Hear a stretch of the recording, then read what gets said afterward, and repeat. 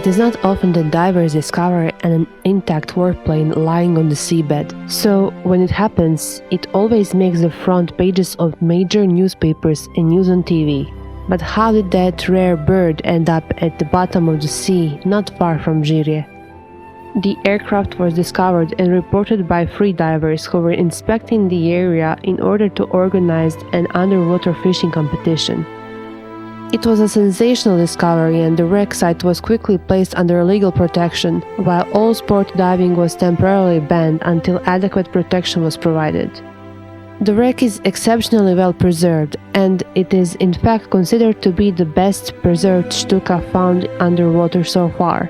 Today there are only 3 other intact Junkers Ju-87 Stuka strike bombers left in the world, which are on the display at the Museum of Science and Industry in Chicago, the Royal Air Force Museum in London, and the Museum of Automobiles and Technology in Sissenheim, Germany. From the first day of discovery, the identity of this bomber was questioned. Was it an aircraft on the German Luftwaffe, or perhaps a raiding bomber of the Italian Regie Aeronautica? In 1944, the Luftwaffe lost 3 Ju-87DS, a later version of the Štuka, in the Šibenik area, shot down by the Allied fighters. But these were quickly discarded as possible candidates, as the wreckage was apparently of the Ju-87B or R version, which differs in shape from the Model D. Therefore, attention was focused on the Ju-87 R-2 version of the basic subtype B of the Italian Air Force, which was lost near Žirje on April 12, 1941. This identification later proved to be correct, as the story of the Štuka began to unravel.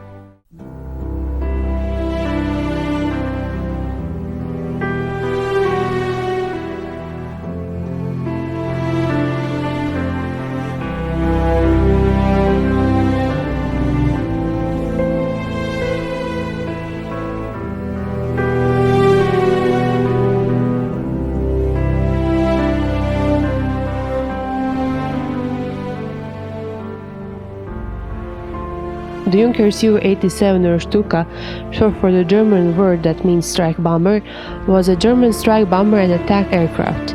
It was designed by the engineer Hermann Pohlmann and first flew in 1935. The aircraft was easily recognizable by the shape of the wings, which resembled inverted seagull wings, and by the fixed undercarriage. Wind-driven generators, popularly called Jericho trumpets, were installed on the leading edges of the wings, which produced a very loud and shrill sound during the dive towards the target, with the aim of destroying the morale of defending forces on the ground. But although it was firm, accurate, and very effective against ground targets, the Ju-87, like many other attack bombers in World War II, proved to be very vulnerable in combat with modern fighter aircraft. During the Battle of Britain, due to its weak maneuverability, low speed, and light defensive armament, it was shown that the Štuka had no chance of survival without a suitable fighter escort.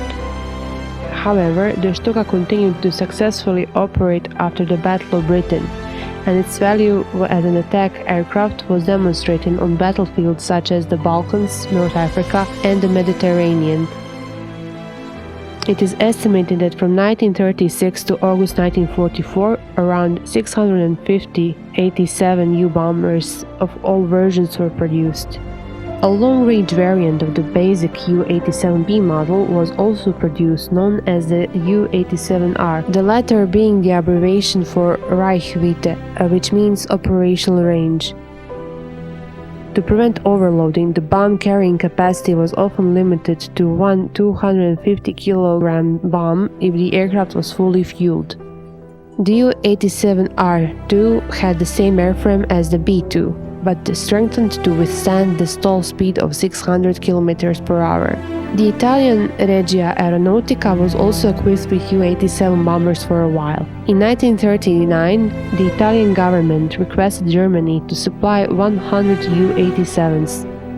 Called in Italy Picciatello, has been reassigned to 3 groups: Gruppo 97, 101 and 102. In March 1941, the pro-German Yugoslav government was overthrown, and enraged Hitler ordered an immediate attack on Yugoslavia. The operation under the codename Marita began on April 6, and the Luftwaffe engaged STG 1, 2, and 77 in the campaign with a strength of about 300 Stukas. Given the minimal Yugoslav resistance in the air, the Stukas gained a fearsome reputation in this short-lived war. The effectiveness of the raiding bombers contributed to the capitulation of Yugoslavia in just 10 days. The Italian 239th Squadrilla Picciatelli also took part in the bombing, which on the morning of April 12 attacked the Yugoslav ship Zmaj in Šibenik harbor with bombs. Zmaj was a mothership for seaplanes of the Yugoslav Royal Navy. At the same time, a part of the raiding bombers attacked the 2nd Torpedo Division in the Royal Yugoslav Navy, made up of motor torpedo boats, which was sailing near the island of Žirje. The aircraft piloted by Lieutenant Bungiovanni as pilot and observer gunner Boscolo was hit by a defensive fire from the torpedo boats and attempted to make an emergency sea landing. But the fixed landing gear striking the water first caused the aircraft to roll over immediately and hit the sea, resulting in the engine being torn from the aircraft. The overturned plane, with the crew trapped in it, freed from the weight of the torn-off engine, floated for some time with the prevailing wind and base towards the coast of the island. When it finally filled with water, it sank to the bottom, about 800 meters away from the accident site. During the sinking, the plane took a normal position again and thus stopped on the sandy bottom. In that place, it remained untouched and forgotten for the next 73 years.